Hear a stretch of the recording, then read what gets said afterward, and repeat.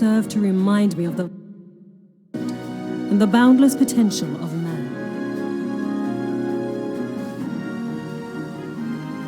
Though I am but a refugee in this realm, I would fain be of use to you in your fight.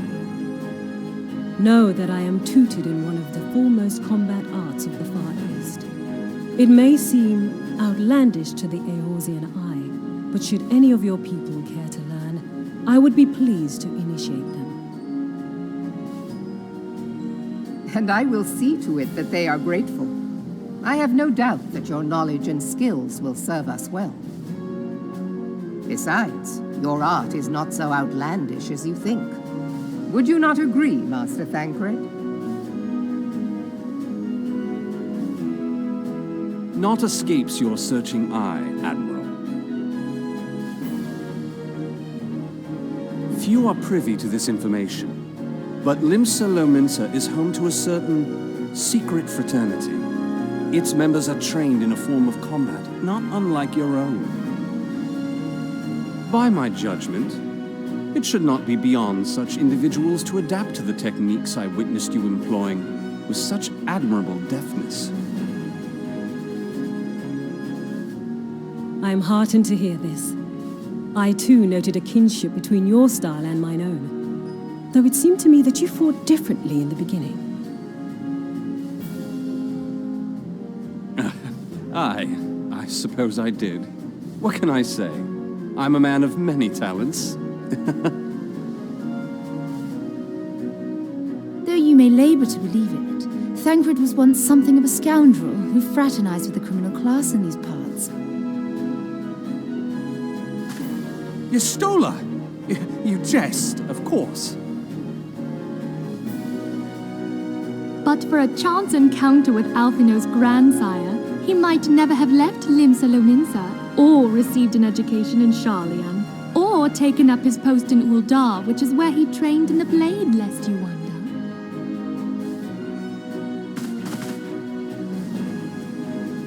Minfilia, please! It would seem there is more to you than meets the eye, Master Thancred.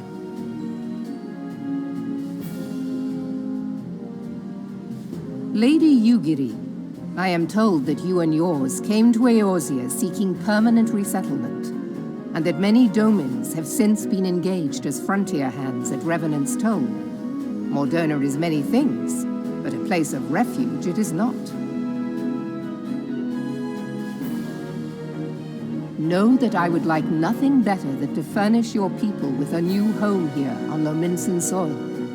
Alas, racked by instability as we are, our nation is in no fit state to take you in. Yet I'll not have it said that we turned a blind eye to your suffering. Until such time as we can do more, I pledge to send provisions. We are in your debt, Admiral. I realize that it scarce qualifies as repayment, but if it please you, I shall set about sharing my martial knowledge with your people at once.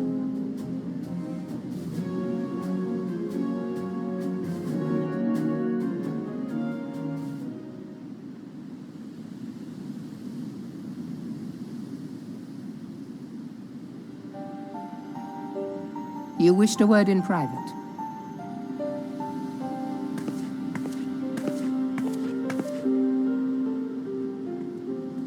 The better not to spoil the festive mood. History repeats itself, Admiral. As the kobolds did before them, the Sahagin resorted to summoning their god over a territorial feud. They acted in self-preservation. It may be that the Sahagin initiated this particular clash, but how it begins does not interest me so much as how it ends.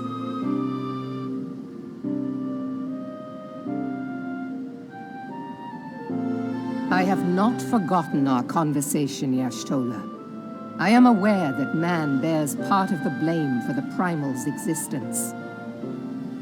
Nor am I ignorant of the Sahagin's reason for acting. They sought to secure a place to breed and multiply that their kind might survive. Self-preservation, as you say. But we have as much right to live and thrive as they. If our own survival is threatened, are we to lay down our arms and welcome oblivion? Nay. And so you kill, that you might live. Yet if living is a right, then that right belongs to all peoples, be they men or beastmen.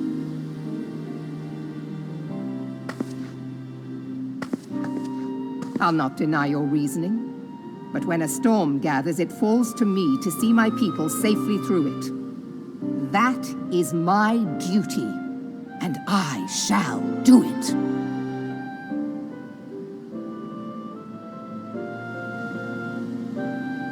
As must we all, Admiral. Stay the course then, but know that it will lead to no good end.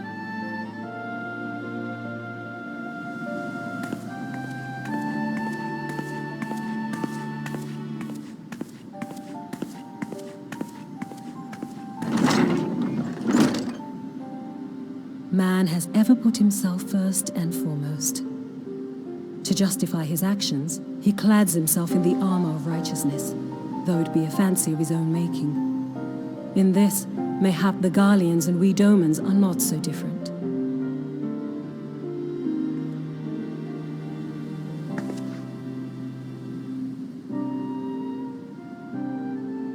Eorzea has become as a raging sea. If we are to keep our heads above the waves, we cannot scruple to drown the man next to us. When hopes of coexistence founder, strength must determine who has the greater right to live.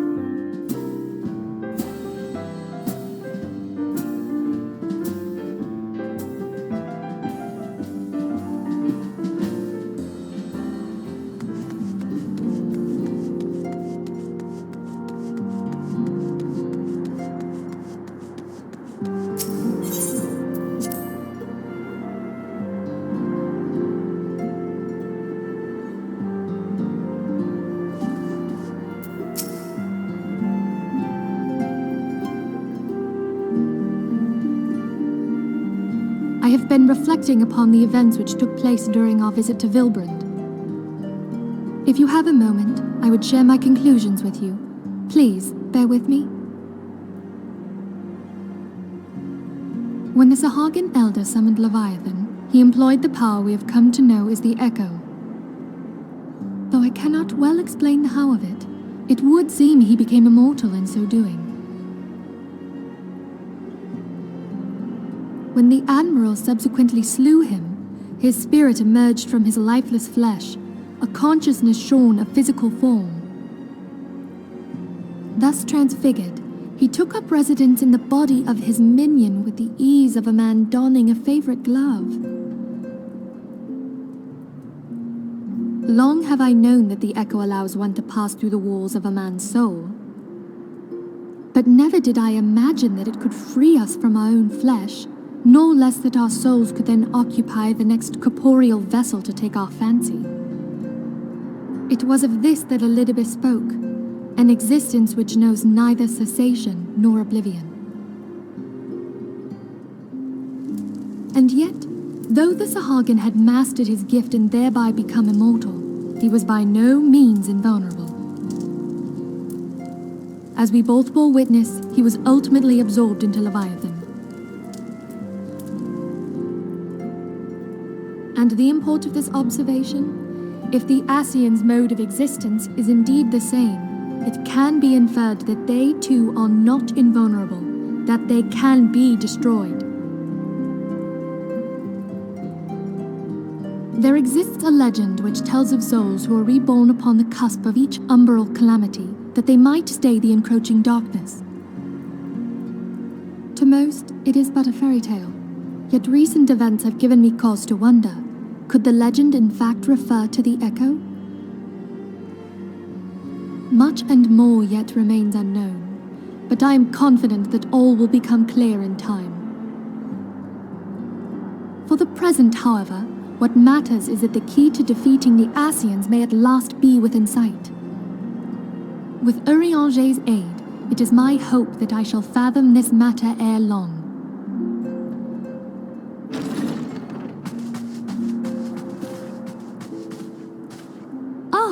I was just about to send for you, my friend. Is Artemis? Grave tidings from the Sharlayan motherland, my lady. It doth concern our distant allies, the students of Baldessian. What of them? My lady, the Isle of Val, which for many years hath been the Order's home, is no more. No more? Whatever do you mean? I relate only that which hath been conveyed unto me by our agents. An etheric wave of the highest magnitude was recorded in the region. Soon thereafter, 'twas observed that the isle had ceased to be.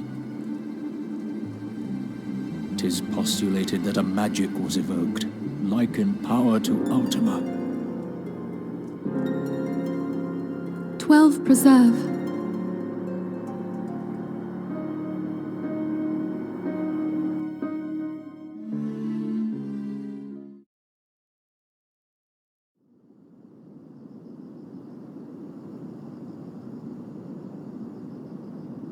If there are no other matters, I move that today's meeting be adjourned.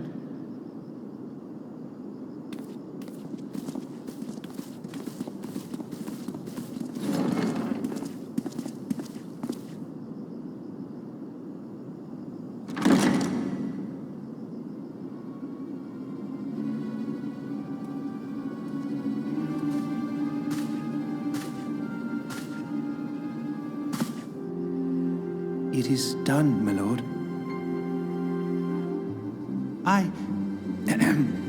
Forgive my impertinence, my lord, but these orders, I am uncertain as to what end they serve.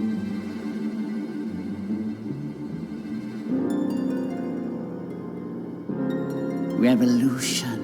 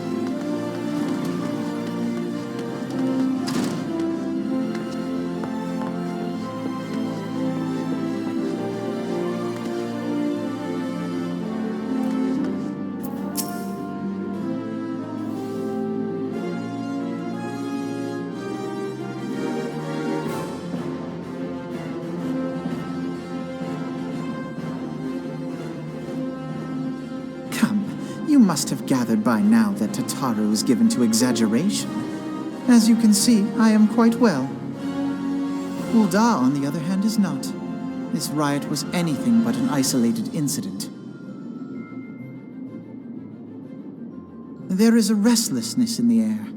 Tensions long simmering are at last threatening to boil over.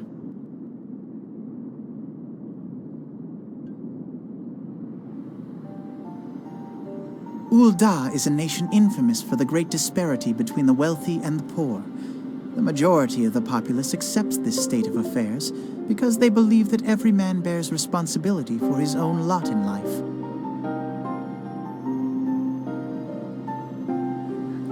To an Ul'dan, money is the foremost, and some would say the only measure of a man's worth. Small wonder that the wealthiest wield the greatest influence. So where do the refugees fit into this social hierarchy? What place is there for those who fled Alamigo and the destruction of the Calamity? Plainly, there is none. They have no wealth, no power, and no worth. To the Ul'dan way of thinking, they may as well not exist.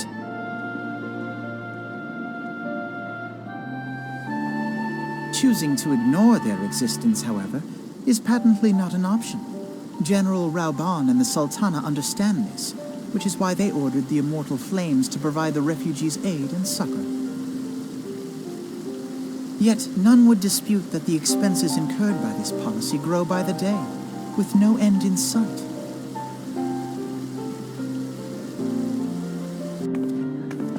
This has prompted more and more Ul'dans to question their obligation to aid these worthless wanderers. While more and more refugees have come to resent their treatment at the hands of the sneering citizenry.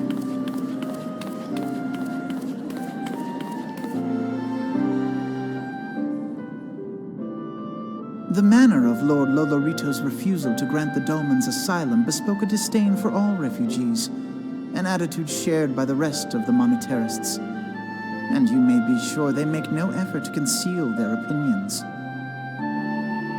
It was only a matter of time before the refugees united in protest, nor is it any surprise that some among them would ultimately resort to violence.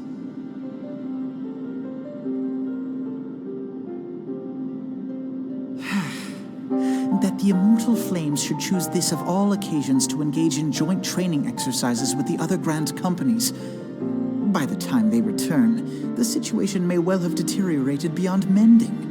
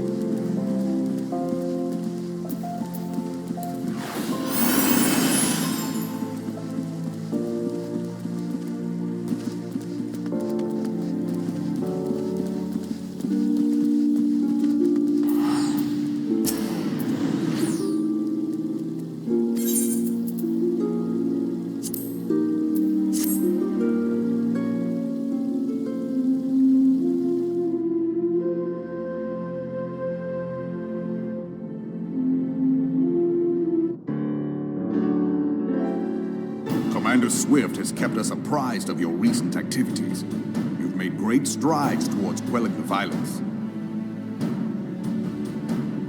Despite our best efforts to determine what provoked this uprising, the truth continues to elude us. Have you uncovered aught which might shed some light on the mystery?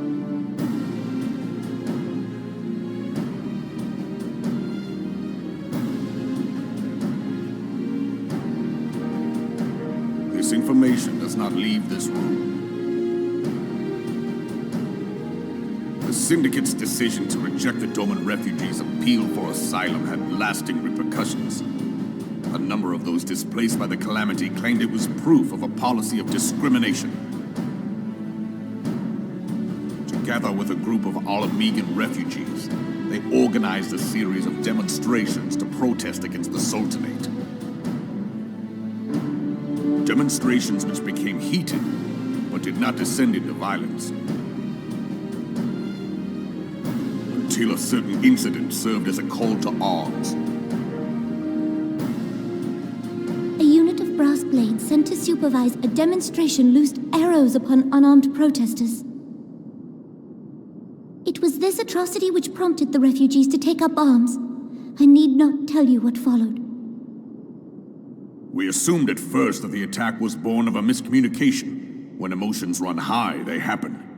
But suspicions were raised regarding the unit's commanding officer, whom I ordered interrogated.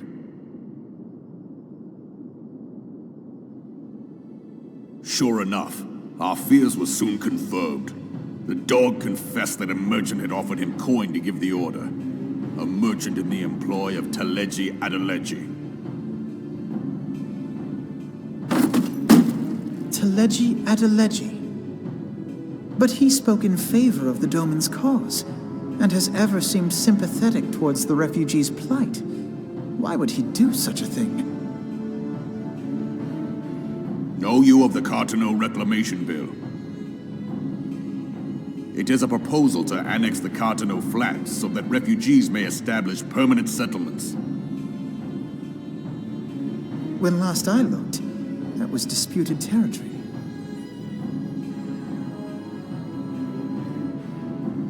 Aye. Some might even call it a battlefield.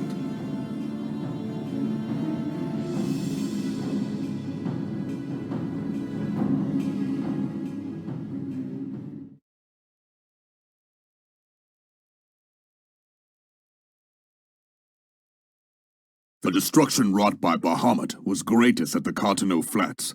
That much is common knowledge. What is less well known is that his rampage laid bare ancient Alagon ruins, of which no record existed. There are certain differences of opinion as to how these ruins should be handled, which is why each nation maintains a military presence in the region to this day.